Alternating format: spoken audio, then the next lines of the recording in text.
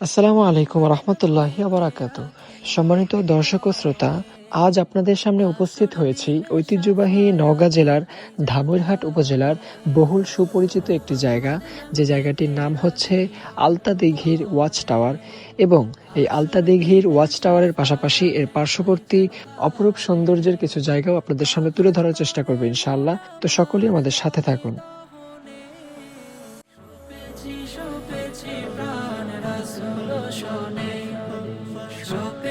সপেছি প্রাণ রাসূল শোনে আমার সপেছি প্রাণ রাসূল শোনে। আসসালামু আলাইকুম রহমতুল্লাহি বারাকাতু। আমরা এখন আছি, দেখতে পাচ্ছেন, এটা হচ্ছে নওগাঁ জেলার আলতা দিঘির টাওয়ার বলে পরিচিত। যতটুকু শুনতে পেয়েছি যে এই টাওয়ারে নাকি উঠতে কোনো টাকা পয়সা লাগে না, আমরাও টাকা পয়সা ছাড়াই উঠছি। তো মোটামুটি কত 5-6 তলা বেশি হবো না নাকি, 5 থেকে 6 তলা উপরে আমরা মোটামুটি আছি। তো এটার ওয়েদারটা একটু দেখেন কত সুন্দর। এটা হচ্ছে শালবন, এটা পুরোটাই হচ্ছে বন, মানে দেখার মতো আল্লাহ তাআলার সৃষ্টি, সুবহানাল্লাহ। আর ওইদিকে আছে, এদিকে আসো, ওইদিকে দেখা যায় হচ্ছে ইন্ডিয়ার বর্ডার। ওইদিকে যতটুকু জানতে পেরেছি যে হচ্ছে ইন্ডিয়ার বর্ডার। তো আমরা নোয়াখালীর আলতা দিঘির ওয়াচ টাওয়ার, নওগাঁর আলতা দিঘির ওয়াচ টাওয়ারের উপর আছি। সম্মানিত দর্শক, আমরা ওয়াচ টাওয়ারকে এখান থেকে দেখা যায়। আমরা যেই ওয়াচ টাওয়ারে ছিলাম, ওয়াচ টাওয়ার থেকে আপনাদেরকে যে শালবনটা দেখাইছিলাম, খুব ঘন জঙ্গলের মতো, সেই শালবনের কাছে আমরা চলে আসছি।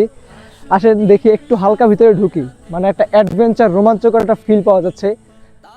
এই যে দেখেন মাটির, তো এটা হচ্ছে কি উলিপোকা, উলিপোকাদের ঘর। এরা মাটি দিয়ে কিভাবে ঘর বানায়, সুবহানাল্লাহ।